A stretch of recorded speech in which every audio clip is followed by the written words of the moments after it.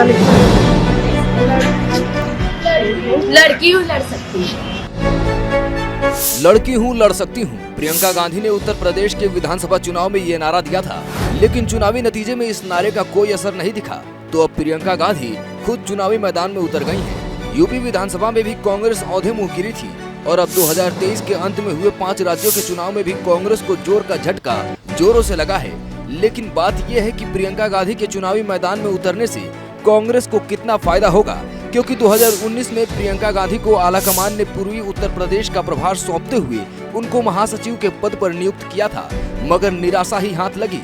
तो अब कांग्रेस ने चुनाव से ठीक पहले बड़ा बदलाव करते हुए प्रियंका वाड्रा को उस पद से हटाकर अविनाश पांडे को जिम्मेदारी सौंप दी है। इस बीच अटकलें लगाई जा रही हैं कि प्रियंका गांधी इस बार उत्तर प्रदेश से लोकसभा चुनाव लड़ सकती हैं। अभी तक वो मैदान में प्रत्याशी के तौर पर तो नजर नहीं आई हैं, लेकिन इस बार उनके चुनाव लड़ने की पूरी संभावना है, क्योंकि बात आर पार की लड़ाई की है।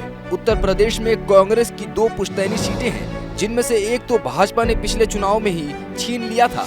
अमेठी से भाजपा ने राहुल गांधी को यूपी के बाहर का रास्ता दिखा दिया। अब भाजपा की नजर कांग्रेस की दूसरी पुश्तैनी सीट और सोनिया गांधी की अजय सीट रायबरेली पर है। सोनिया गांधी इस बार चुनाव लड़ने की स्थिति में नहीं है, ऐसे में किसी न किसी को तो कमान संभालना ही होगा। उत्तर प्रदेश की रायबरेली और अमेठी सीट पर गांधी परिवार के ही प्रत्याशी कांग्रेस की टिकट पर चुनाव लड़ते आ रहे हैं। अपनी सबसे मजबूत 2 सीटों में से एक गंवाने के बाद अब कांग्रेस किसी भी प्रकार का रिस्क नहीं लेना चाहती। अब कांग्रेस को अपनी आन बान और शान बचाना चुनाव जीतने से ज्यादा जरूरी है।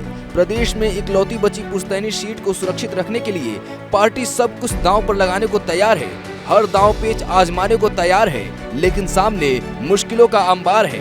अब लोकसभा चुनाव में कांग्रेस की प्रतिष्ठा प्रियंका गांधी के हाथों में होगी। अगर वो रायबरेली सीट से चुनाव लड़ती हैं तो कांग्रेस खेमे में चर्चा तो इसी बात की है, लेकिन अभी घोषणा होना बाकी है।